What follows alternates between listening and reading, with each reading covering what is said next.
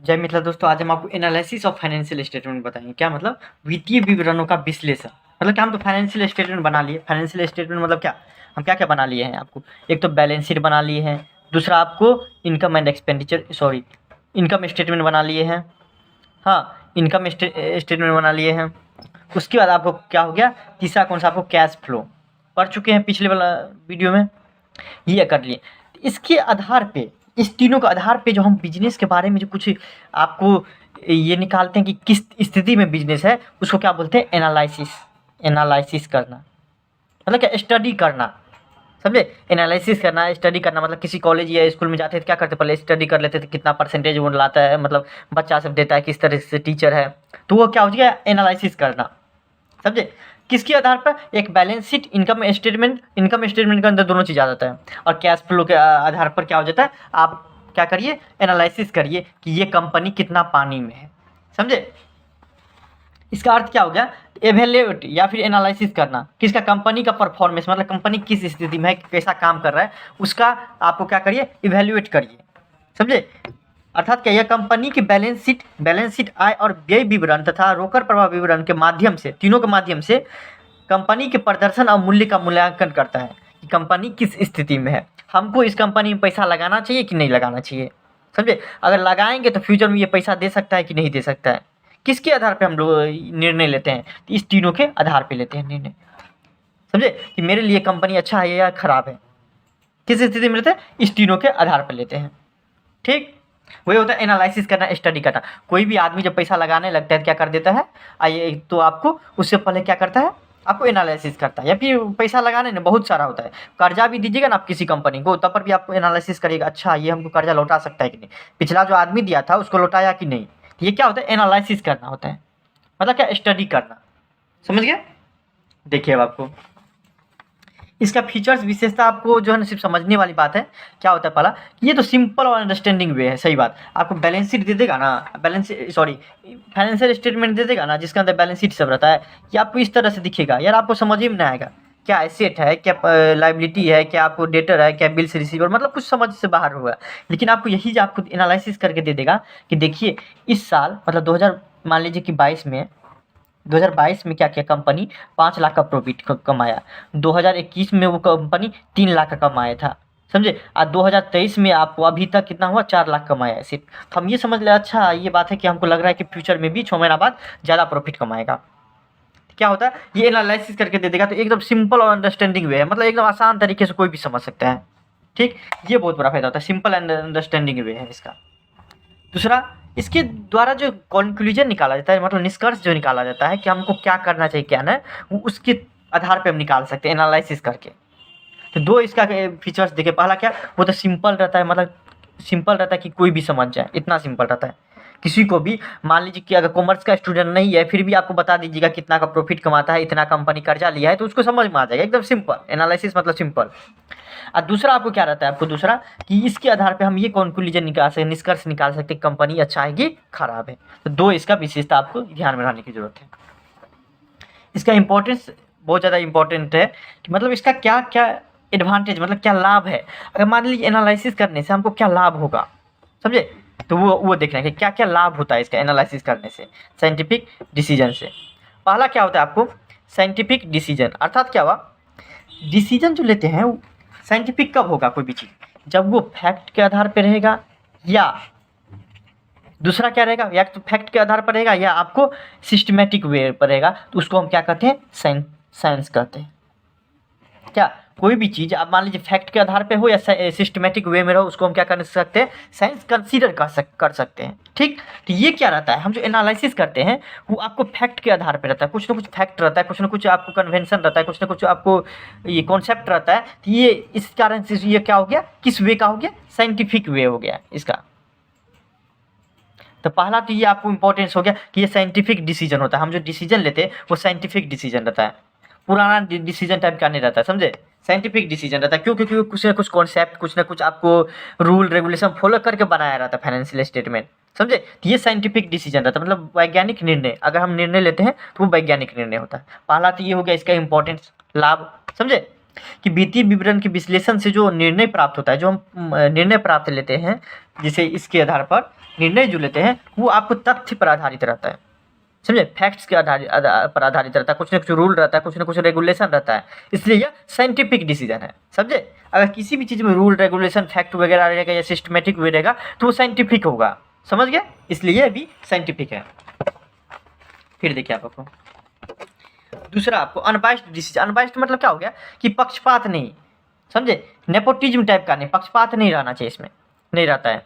अर्थात क्या, ये जो रहता है आपको कॉम्प्रिहेंसिव अनबाइस्ड रहता है। अर्थात क्या आपको हो गया कि वित्तीय विवरण आप जो लगेगा ना तो आप एकदम फेयर तरीके से करिएगा। मतलब ये नहीं बोलेगा कंपनी का मान लीजिए 2021 में कंपनी 5 लाख रुपया का कर्जा लिया हुआ था और आप क्या कर दिए 2 लाख रुपया दिखा रहे हैं, है या 2 लाख लिया था, 2 लाख लिया था, 2 लाख, तो ये नहीं हो सकता क्योंकि उसमें दिखते रहता है। तो आप इस पी के बेसिस पे स्टडी करिएगा, तो आप स्टडी जो करिएगा तो आप क्या करिएगा, आप ये दिखाइएगा कि 5 लाख का इसका कर्जा लिया हुआ है, समझे, ना कि 2 लाख रुपया। हाँ, आप फाइनेंशियल स्टेटमेंट जब balance sheet, income and statement और कैश फ्लो स्टेटमेंट बनाने लगेगा, इनकम एंड एक्सपेंडिचर अकाउंट सब, तो उस टाइम आप थोड़ा बहुत इधर उधर कर सकते हैं। मतलब प्रॉफिट एंड लॉस अकाउंट जो बनाएंगे तो उस टाइम थोड़ा इधर उधर कर सकते हैं कि मान लीजिए हम बताएंगे कर्जा हम ज़्यादा नहीं लिए हैं, है उस टाइम ठीक है, लेकिन आप इसके बेसिस पर अगर आप एनालिसिस करिएगा तो आपको पक्षपात रहित रहेगा, उसमें आप कुछ नहीं इधर उधर कर सकते हैं क्योंकि पहले से बन गया है, उसमें आप कुछ नहीं कर सकते। तो अनबाइस्ड मतलब क्या हो, पक्षपात रहित, मतलब जिसमें किसी भी पक्ष का जो है ना आपको क्या रहे, डिसीजन नहीं रहे। मतलब किसी भी पक्ष, मान लीजिए कंपनी को दिखा दे कंपनी बहुत बड़ा है, कंपनी क्या हो गया कर्जा नहीं लिया है, कंपनी प्रॉफिट कमा के देता है, इस टाइप का ये डिसीजन ले ही नहीं सकता है, पक्षपात रहित रहता है। क्यों? क्योंकि पहले से बना रहता है सब कुछ, सिर्फ आपको डिसीजन लेना रहता है, ठीक। तो ये हो गया अनबाइस्ड डिसीजन। तीसरा इंपॉर्टेंस क्या है, इंपॉर्टेंस मैनेजमेंट के पॉइंट ऑफ व्यू से। मैनेजमेंट मतलब क्या, जो मालिक होता है नॉर्मली, मालिक, समझे। तो मालिक क्या रहता है, जो ये जो आपको लेता है मालिक ये देखता है कि साल में हम कितना कमाए, कितना कर्जा है, कितना खर्चा हुआ है, कितना आपको हमको पेंडिंग है पैसा, कितना हमको पैसा देना है, मतलब हर एक चीज़ किसके डिसीजन पे लेता है, मालिक। वो तो हर दिन नहीं देखेगा कि कितना कंपनी कमा रहा है, कितना क्या हो रहा है, कितना खर्चा हुआ, कितना आदमी आया। तो ये क्या करता है, आपको फाइनेंशियल स्टेटमेंट के आधार पर वो डिसीजन लेता है। मान लीजिए या तो प्लानिंग करेगा या ऑर्गेनाइजिंग या डायरेक्टिंग कंट्रोल, मतलब कुछ भी करेगा ना तो आपको ये देख लेगा कि अच्छा पिछले साल हम इतना का कर्जा लिए थे तो हम कर्जा जो है ना आपको चुका नहीं पाए थे, इस साल हम इतना नहीं लेते हैं, मेरे पास जो पैसा है ना हम वही लगा देते, तो जिसको कैपिटल बोलेंगे। मतलब कुछ न कुछ डिसीजन जो लेता है मालिक, वो किसके आधार पे, तो आपका जो आप कितना कमाए हैं, कितना कर्जा लिए उसके आधार पर। तो वो किस में रहता है, तो आपको फाइनेंशियल स्टेटमेंट में रहता है, ठीक। आउटसाइडर मतलब क्या हुआ कि आप और हम जैसे लोग, जिसका कंपनी नहीं रहता है उसको आउटसाइडर बोलता है। मतलब बाह्य पक्षों के लिए महत्व ये इसलिए है, बाहरी पक्षों के लिए, कि देखिए किसी क्रेडिटर हो गया, मतलब क्या, क्रेडिटर मतलब लेनदार, इन्वेस्टर, जैसे आप हम लोग जैसे पैसा लगाएंगे जिसको इन्वेस्टर बोला जाता है, या आपको इकोनॉमिस्ट, सरकार सब हो गया, अर्थशास्त्री सब हो गया, ये सब क्या करते हैं, आपको इस सब का फाइनेंशियल स्टेटमेंट का बहुत ज़्यादा योगदान होता है। कि देखिए क्रेडिटर मतलब क्या, जो कर्जा देगा। आप मान लीजिए आपका कंपनी है, मान लीजिए कि कोई भी ले लीजिए ना, आपका टाटा ही ले लीजिए, टाटा वाला हमसे अगर कर्जा लेगा तो हम ये देखेंगे कि टाटा के पास इतना कैपेसिटी है कि नहीं कि वो हमको लौटा सकता है, तब ना हम पैसा देंगे, उसे कैसे दे देंगे यार। तो ये क्या होता है, तो क्रेडिटर मतलब क्या, जो पैसा देता है, जैसे आप और हम जैसे लोग, तो उसके लिए भी क्या रहता है, बहुत ज़्यादा जरूरी रहता है। क्या जरूरी रहता है आपको, ये फाइनेंशियल स्टेटमेंट, कंपनी देखते किस हाल में है अभी, कितना पानी में, तब ना हम कर्जा देंगे, वैसे थोड़े थोड़े दे देंगे। तो आउटसाइडर के लिए भी ये बहुत ज़्यादा फायदे रहता है, इंपॉर्टेंस रहता है। From share holder point of view मतलब क्या हुआ, शेयर होल्डर मतलब क्या होगा, जो कंपनी में पैसा लगाता है, अगर मान लीजिए शेयर खरीदता है तो उसका मालिक हो जाता है, उसका अलग से नाम देता है जिसका नाम होता है शेयर होल्डर, आप पढ़े होंगे। अंशधारियों की दृष्टि से महत्व, अर्थात क्या, हम ये डिसीजन लेते हैं कि हमको कोई कंपनी का शेयर खरीदना है कि बेचना है कि अभी उसको रखना है। मतलब क्या, अंशधारी ये लेता है डिसीजन कि हमको अभी ये शेयर जो है मुकेश अंबानी का, हमको लग रहा है फ्यूचर प्रॉफिट देगा, तो हम अभी नहीं बेचेंगे, क्योंकि अभी 500 का है ना, तो क्या पता है 1000 का हो जाएगा, तो अभी नहीं बेचेंगे। और क्या पता हमको लग रहा है 500 का है और 400 हो जाएगा, तो हम बेच देंगे। तो किसके आधार पे लेता है, साल में जो एक बार बनता है आपको, या फिर किसी भी पीरियड में बनता है ये स्टेटमेंट, उसके आधार पे लेता है कि अच्छा नहीं इस साल तो इसका कर्जा है भी नहीं किया, कर्जा नहीं है तो हमको 100% उम्मीद है कि प्रॉफिट हमको कमा के देगा, इसलिए हम नहीं बेचेंगे, ठीक। क्योंकि आज हम 500 लगाए तो कल हमको 1000 होगा, क्यों, क्योंकि कंपनी के पास कर्जा नहीं है। ये सब सोचते हैं किस विशाल, सोचना या एनालिसिस करना किसके बेसिस पे, तो फाइनेंशियल स्टेटमेंट के बेसिस पे, वित्तीय विवरण के बेसिस पर। क्या एनालिसिस करते हैं। ये हो गया 5 आपको जो है ध्यान में रखने की ज़रूरत है, बहुत ज़्यादा याद। देखिए उसके बाद जो आता है आपको टाइप्स या मेथड जो होता है आपको मतलब क्या प्रकार और विधियाँ, मतलब वित्तीय विवरण का जो हम विवरण करते हैं, विश्लेषण जो करते हैं, मतलब फाइनेंशियल स्टेटमेंट दिया रहता है जैसे कि balance sheet, profit and loss account, cash flow दिया रहता है, उसके आधार पे जो हम डिसीजन लेते हैं या कुछ भी उसका क्या हो जाता है आपको, या फिर एनालिसिस करते हैं उसके प्रकार कितने प्रकार हैं या कितना विधि है, कितने तरीके से हम करते हैं। तो आपको देख लीजिए पहला तो क्या मटेरियल यूज्ड के आधार पर, कितना मटेरियल यूज्ड किए इसके आधार पर तो इंटरनल एनालिसिस होता है, एक्सटर्नल एनालिसिस, ये आपको समझने की जरूरत है। मतलब क्या इंटरनल एनालिसिस मतलब क्या हो गया, वही स्टडी करना। इंटरनल एनालिसिस मतलब क्या हुआ, शेयर होल्डर मतलब क्या जो कंपनी में पैसा लगाता है, शेयर खरीदता है, मैनेजमेंट मतलब मालिक, एम्प्लॉय मतलब जो काम करता है कंपनी में, उस सब के लिए ये दिखना पड़ता है कि देखो ये कंपनी इतना इसके पास कैपेसिटी है कि नहीं कि हमको सैलरी दे पाएगा, या फिर हम जो पैसा लगाए हैं शेयर खरीदे हैं उस पर हमको प्रॉफिट दे पाएगा कि नहीं। तो वो देखेंगे कब, जब हमारा आपको फाइनेंशियल स्टेटमेंट आएगा। फाइनेंशियल स्टेटमेंट के आधार पे जो हम एनालिसिस करते हैं तो वो क्या होता है आपको इंटरनल एनालिसिस। अगर मान लीजिए शेयर होल्डर करेगा, मैनेजमेंट करेगा या एम्प्लॉय अगर कोई एनालिसिस करेगा कंपनी का, अपने कंपनी का, तो वो क्या हो जाएगा इंटरनल एनालिसिस, कोई दिक्कत नहीं। आंतरिक विश्लेषण कंपनी के शेयर होल्डर मतलब मैनेजमेंट मतलब मालिक, एम्प्लॉय मतलब कर्मचारी जो काम करता है, अगर कोई डिसीजन ले मतलब एनालिसिस करता है, स्टडी करता है कि मेरा कंपनी किस स्थिति में, तो उसको क्या बोलेंगे हम इंटरनल एनालिसिस, कोई दिक्कत नहीं। एक्सटर्नल एनालिसिस मतलब क्या हुआ, एक्सटर्नल मतलब नाम से पता चलता है बाह्य, मतलब क्या बाहरी, कंपनी के बाहर के लोग, मतलब जैसे कि क्रेडिटर लेनदार, इन्वेस्टर जो पैसा लगाया है कंपनी में, डिबेंचर होल्डर जो कर्जा दिया है कंपनी को, वो जो कर्जा दिया है तो वो आपको ये देखते रहता है कि अच्छा इस साल जो है इसका स्थिति कैसा है, हमको दे पाएगा कि नहीं। 500 करोड़ जो दिए हुए थे मुकेश अंबानी को, वो इस स्थिति में है कि नहीं, दे पाएगा कि नहीं, कि पता वो दूसरा से और कर्जा ले लिया, तो वो किससे पता चलेगा हमको, है कंपनी में तो हमको जाएंगे नहीं रोज, अब पता तो नहीं करेंगे, तो वो किससे पता चलेगा आपको, ये जो फाइनेंशियल स्टेटमेंट जो आपको पब्लिश होता है कि हर एक कंपनी का दिखते रहता है, उससे हम पता करेंगे। हर साल में एक बार जो कम से कम जो है ना आपको फाइनेंशियल स्टेटमेंट हर एक कंपनी अपना निकालता है कि देखिए हम इस स्थिति में हैं, ठीक। On the basis of process, process मतलब प्रक्रिया, एक से ज़्यादा जब भी कुछ होने लगेगा स्टेप उसको बोलते हैं प्रोसेस। समझ, प्रोसेस मतलब क्या एक से ज़्यादा स्टेप। उसको क्या होता है हॉरिजेंटल एनालिसिस होता है, एक वर्टिकल। हॉरिजेंटल मतलब क्या क्षैतिज, हॉरिजेंटल मतलब इस स्थिति से, वर्टिकल मतलब इस स्थिति में कोई चीज़ रहता है। हॉरिजेंटल मतलब क्या इस स्थिति में पैरेलल टाइप का हॉरिजेंटल, वर्टिकल मतलब ये। तो हॉरिजेंटल मतलब क्या हो गया कि जैसे कि आपको हो गया कि 2020, 2021, 2020, 21, 22 इसका जो हम एनालिसिस करेंगे कि 2020 में मुकेश अंबानी कंपनी कितना प्रॉफिट कमाया था, 2021 में कितना कमाए थे, या 2022 में कितना कर्जा लिया है, मतलब हर एक चीज़। अगर हम मान लीजिए कि ये काम आप जानने का कोशिश करेंगे मुकेश अंबानी कंपनी 2020 में कितना कर्जा लिया था, तो बोलेगा 200 करोड़, 2021 में कितना लिया था 100 करोड़, 2022 में कितना लिया था 200 करोड़। तो ये किस बेसिस पे, अगर इस बेसिस पे हम जो एनालिसिस करेंगे, स्टडी करेंगे, तो उसको क्या बोलेंगे हॉरिजेंटल एनालिसिस, मतलब क्या क्षैतिज विश्लेषण, ठीक। उसका दूसरा नाम होता है गतिशील विश्लेषण, मतलब क्या डायनेमिक एनालिसिस। इसका दूसरा नाम आपको क्या होता है डायनेमिक एनालिसिस, ठीक। एक होता है वर्टिकल एनालिसिस, वर्टिकल मतलब क्या हो अनुलंब शीर्ष विश्लेषण, अर्थात क्या स्टैटिस्टिक, जिसका दूसरा नाम है स्टैटिस्टिक, मतलब क्या हुआ स्थिर रहे, स्थिर विश्लेषण। मान लीजिए कि मेरा वो कंपनी है जिसके अंदर हम ड्रेस बनाते हैं, बच्चा सबका ड्रेस, मान लीजिए स्कूल का ड्रेस, थोड़ा देर को मान लीजिए स्कूल का ड्रेस, मान लीजिए 2020 का 2023 चल रहा है, 2022 का ले लेते हैं क्योंकि इस साल अभी मार्च में बनेगा ना, 1 अप्रैल को 2024 में बनेगा 31 मार्च को, तो 2022 का बन गया है, 31 मार्च 2022 को बना था ना, तो बना हुआ था। उसमें हम आपको एनालिसिस किया आपका फाइनेंशियल स्टेटमेंट में, तो हम मेरे पास ड्रेस था, क्लॉथ था, इसमें देखें क्या इस सब में कि हमारे जो 2022 में है वो आपको जो है ना अच्छा खासा कंपनी जो है प्रॉफिट कमाया है, प्रॉफिट अच्छा खासा कमाया है।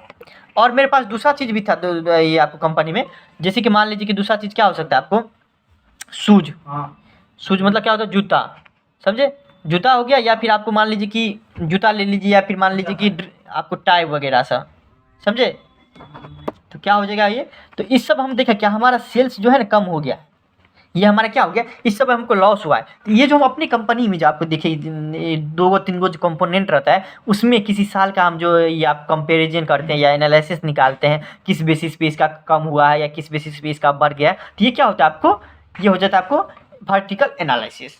ठीक, आपको दो चीज़ ये आपको पूछते रहता है। उसके बाद आपको इंटर फर्म एनालिसिस, ये आपको मेथड हो गया, विधिया प्रकार तो समझिए मेथड में। इंटर फर्म एनालिसिस में क्या हो गया, ये आपको पूछते रहता है आपको, तो ये आपको याद करने का जरूरत है, समझने का जरूरत है। देखिए ये तो आपको समझने का, तो ये दोनों समझ लिए, तो आपको सिर्फ एग्जाम्पल याद रखना है और उसका जो दूसरा नाम क्या है ये याद रखना है। फिर आता है आपको इंटर फर्म एनालिसिस, मतलब क्या हुआ, when the financial statement of two or more firms, मतलब क्या हुआ, इंटर फर्म, इंटर मतलब क्या होगा, फर्म मतलब क्या हो गया कि आप मुकेश अंबानी की कंपनी हो गया और टाटा का कंपनी, ये हाँ रतन टाटा का कंपनी हो गया, दोनों का अलग अलग कंपनी है, उसके बीच में अगर हम कंपेरिजन करेंगे तो उसको क्या बोलेंगे, इंटर फर्म एनालिसिस। मान लीजिए थोड़ा देर के लिए मुकेश अंबानी भी थोड़ा देर के लिए मान लीजिए कि कार ही बनाता है, नहीं तो मान लीजिए टेस्ला जो है, टेस्ला कार बनाता है, टेस्ला कार बनाता है कंपनी, और ये आपको अपना रतन टाटा भी बनाते हैं, रतन टाटा भी कार बनाते हैं ना। अगर इस दोनों के बीच में हम मान लीजिए कंपैरिजन करेंगे तो वो क्या हो जाएगा, कंपैरिजन उसका नाम क्या हो जाएगा, या एनालिसिस करेंगे उसका नाम क्या हो जाता है, इंटर फर्म एनालिसिस। समझ गया, दो कंपनी सेम नेचर के अगर रहेगा उसके बीच हम कंपैरिजन करेंगे तो उसको आप क्या बोलेंगे, अंतर संस्था विश्लेषण। ठीक, किसी खास विधि, मान लीजिए हम ये कोशिश करेंगे कि 2022 में बताओ थे ये दोनों कितना कमाया है, ये कितना कार से कमाया है, ये कितना कार से कमाया है, उसके बीच में जो एनालिसिस करेंगे उसको क्या बोलेंगे आपको हम, इंटर फर्म एनालिसिस। एक होता है इंट्रा, नाम से ही पता चल गया, इंट्रा, रा मतलब क्या, अंदर, अंदर, इंट्रा फर्म मतलब क्या होता है, आंतरिक, हिंदी मीनिंग से समझिएगा। इंट्रा फर्म एनालिसिस मतलब क्या हुआ कि कंपनी के अंदर, मान लीजिए हमारे पास दो कंपोनेंट्स होगा, एक मान लीजिए कि ऑल्टो 800 में है हमारा, एक ऑल्टो 800, एक ऑल्टो का 1000 सीसी का है। इस दोनों के बीच में जब हम आपको कंपैरिजन करेंगे कौन ज़्यादा बिक रहा है मेरे में, किस कारण से बिक रहा है, तो उसको कौन सा कंपैरिजन बोलेंगे, उस कौन सा एनालिसिस बोलेंगे, उसको इंट्रा। इंट्रा मतलब क्या, आंतरिक, मतलब मेरे कंपनी के अंदर मान लीजिए दो है मेरे पास, एक ऑल्टो 800 भी निकाले हैं, एक ऑल्टो 1000 भी निकाले हैं, उसके बीच में जब कंपेरिजन करेंगे उसको क्या बोलेंगे, इंट्रा फर्म एनालिसिस। ठीक, उसको बोलेंगे क्या, intra firm analysis. Last topic है आपको लिमिटेशन, समझे, वित्तीय विवरण का लिमिटेशन, सीमाएं, मतलब क्या, इसके अंदर क्या क्या खामियां है, डिमेरिट क्या क्या है, वो हम देखेंगे। पहला हो जाता है इग्नोरिंग प्राइस लेवल चेंज। सही बात है, देखिए ये जो होता है आपको, इससे पहला ये होना चाहिए, ये जो आपको 99% किससे मैच करेगा पता है आपको, जो हम आपको लिमिटेशन जो पढ़े हुए थे फाइनेंशियल स्टेटमेंट का, वही आपको फाइनेंशियल एनालिसिस का लिमिटेशन हो जाएगा, सीमाएं हो जाएगा, खामियां हो जाएगा। क्यों, क्योंकि देखिए हम जो एनालिसिस करेंगे किसके बेसिस पे बताइए, आपको एनालिसिस करेंगे इसके बेसिस पर, अगर इसी के अंदर आपको जो है ना दिक्कत है तो मेरा एनालिसिस भी दिक्कतें होगा ना। अगर इसके अंदर आपको खराबी है, इसके अंदर आपको मतलब गलत चीज़ दिया हुआ है, तो मेरा एनालिसिस भी क्या होगा, गलत ही होगा। क्यों, क्योंकि इसके बेसिस पे हम एनालिसिस करते हैं, इसलिए इसका जो जो डिमेरिट है वो एनालिसिस का भी डिमेरिट हो जाएगा, याद रखिएगा। ठीक, पहला ऐसे ये रहना चाहिए, suffering from the limitation of financial statement, मतलब क्या हो, जो फाइनेंशियल स्टेटमेंट का लिमिटेशन था वही इसका भी लिमिटेशन हो जाएगा, याद रखिएगा। पहला ये मतलब क्या, जो वीकनेस इसका था फाइनेंशियल स्टेटमेंट जो बनाते थे, जिसके अंदर आपको तीन चीज़ बनाते थे, balance sheet, profit and loss और कैश फ्लो, नॉर्मली तीन चीज़ बनाते थे, तो वही उसका ये क्या हो जाएगा, लिमिटेशन हो जाएगा, समझे। क्योंकि वो आपको क्या होता है, कॉन्सेप्ट, फैक्ट्स बहुत सारा जो है ना आपको फाइनेंशियल स्टेटमेंट के अंदर रहता है, समझे, जो कि फाइनेंशियल एनालिसिस के अंदर नहीं रहना चाहिए, समझे। वो चीज़ भी रहता है किसके अंदर, फाइनेंशियल स्टेटमेंट के अंदर। दूसरा आपको क्या हो जाएगा, इग्नोरिंग प्राइस लेवल चेंज। सही बात है, ये देखिए अगर आप ज़मीन आप जो है 2 साल पहले खरीदेगा वो तो 30 लाख रुपए कट्ठा देता था, मान लीजिए अब 5 साल बाद इसका ज़मीन हम पता करेंगे तो वो आपको हो जाएगा 60 लाख रुपए। फिर भी बोलता है क्या कंपनी, बोलता है क्या 30 लाख रुपये हम ये करेंगे, आपको दिखाएंगे मेरे पास 30 लाख का ज़मीन है, 30 लाख का, जबकि जब बेचने जाएंगे तो 60 लाख का हो जाएगा, प्राइस बढ़ जाता है। लेकिन क्या करता है ये कंपनी, बोलता नहीं है जो प्राइस चेंज होगा फिर भी हम इसका क्या करेंगे, हम पिछले ही प्राइस पे चलेंगे। ये आपको ये इसका खामिया है, बहुत बड़ा लिमिटेशन है कि आपको जो अभी है वो दिखाइएगा ना। अब मान लीजिए इसके बेसिस पर हम कोई एनालिसिस करेंगे कि अच्छा 30 लाख रुपया लगेगा यार इसमें, तो हम 50 लाख रुपया रहेगा तो कंपनी स्टार्ट करेंगे, लेकिन 50 लाख रुपया लेके आएंगे तो 50 लाख में तो हम तो ज़मीनों नहीं ले पाएंगे, कंपनी कैसे स्टार्ट करेंगे। तो ये आपको क्या हो जाता है, ये आपको बहुत बड़ा इसका ये खामिया है, ignoring price level change. Price level जो चेंज होता है उसका ये एंट्री नहीं करता है, ठीक, मूल्य स्तर पर परिवर्तन पर ध्यान नहीं देता है, समझे। ठीक, उसके बाद क्या होता है, विंडो ड्रेसिंग से अफेक्टेड रहता है। विंडो ड्रेसिंग मतलब क्या हुआ कि किसी कंपनी में ये होता है कि जो सीए सब रहता है ना वो ये दिखा देते रहता है कि कंपनी में लॉस है, मान लीजिए कि 2 करोड़ का, लेकिन किसी भी तरीके से दिखा दिखा के क्या कर देता है, 2 करोड़ रुपये की जगह कितना दिखा देता है आपको, दिखाता है क्या 21 करोड़ का लॉस है, सिर्फ और सिर्फ 1 करोड़ का लॉस है हमारा। तो ये बहुत बुरा होता है, ये सब करता है। और ये भी दिखा देता है कि हमारा खर्चा ज़्यादा है, खर्चा ज़्यादा अगर दिखा देगा तो आपको क्या हो जाएगा, टैक्स कम देना पड़ेगा सरकार को। हाँ, कॉमन सी बात है। अगर मान लीजिए कि कमाए, मान लीजिए कि 25 करोड़ रुपया कमा लिए, 25 करोड़ रुपया कमा लिए, हम खर्चे दिखा देंगे इसमें कितना है 20 करोड़ रुपया, तो टैक्स देंगे कितना पे, सिर्फ 5 करोड़ पर देंगे। तो ये आपको विंडो ड्रेसिंग मतलब क्या हुआ कि आपको विंडो ड्रेसिंग मतलब क्या होता है, आपको मतलब इस तरह से ड्रेस करना कि खराब आदमी भी अच्छा दिखने लगता है। इसलिए कंपनी का जो है ना विंडो ड्रेसिंग मतलब क्या हुआ कि खराब चीज़ भी आपको अच्छा दिखने लगता है, समझे, बैड इफेक्ट इस पे पड़ता है आपको। इससे जब हम एनालिसिस करते हैं उसके आधार पे क्या होता है, हमको ये नहीं पता चल पाता है अच्छा या कंपनी में बेकार में पैसा लगा दी यार, ये तो लॉस देने वाला कंपनी है, ये तो इतना का कर्जा लिया हुआ बैठा हुआ है, वो तो खर्चा इतना है ही नहीं, लेकिन खर्चा दिखाया हुआ है।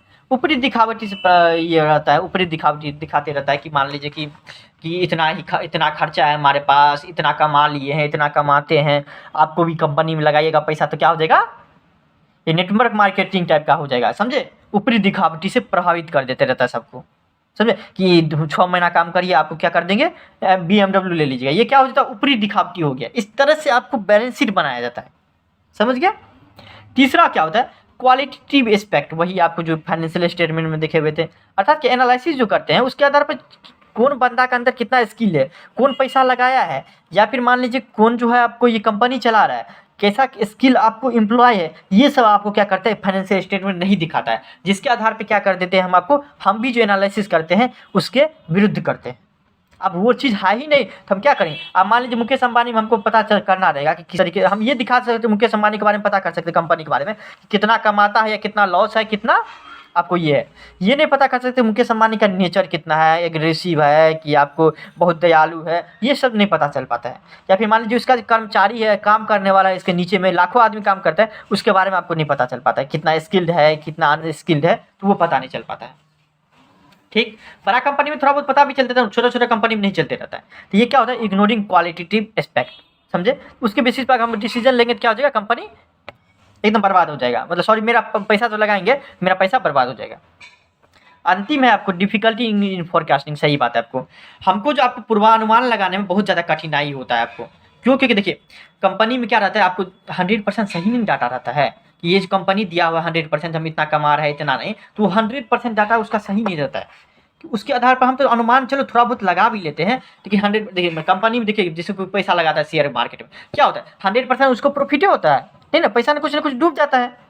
जबकि हम लगाते हैं पैसा सब कुछ देख के, लेकिन फिर भी पैसा डूब जाते रहता है, तो वो क्या होता है आपको कि फोरकास्ट करने में डिफिकल्ट होता है। ये तो बात है, आपको जो डाटा देता है उसके आधार पर हमको अनुमान लगाने में क्या होता है, दिक्कत होता है, ये तो आपको पता है हमको, क्योंकि बहुत सारा भूतकाल पे आपको आधारित रहता है विश्लेषण वगैरह सब, इसलिए आपको थोड़ा दिक्कत होता ही रहता है। ये आपको चौथा नंबर हो गया, समझे। 5 नंबर बता ही दिए है, तो आपको इतना ही पूछेगा और इतना ही आपको पढ़ना है, समझे। Thank you so much. Next आपको नेक्स्ट वीडियो में कोई भी प्रॉब्लम होता है इंस्टा पे आप फॉलो करिए, उसके बाद आपको DM करिए, डायरेक्ट मैसेज करिए। Thank you so much.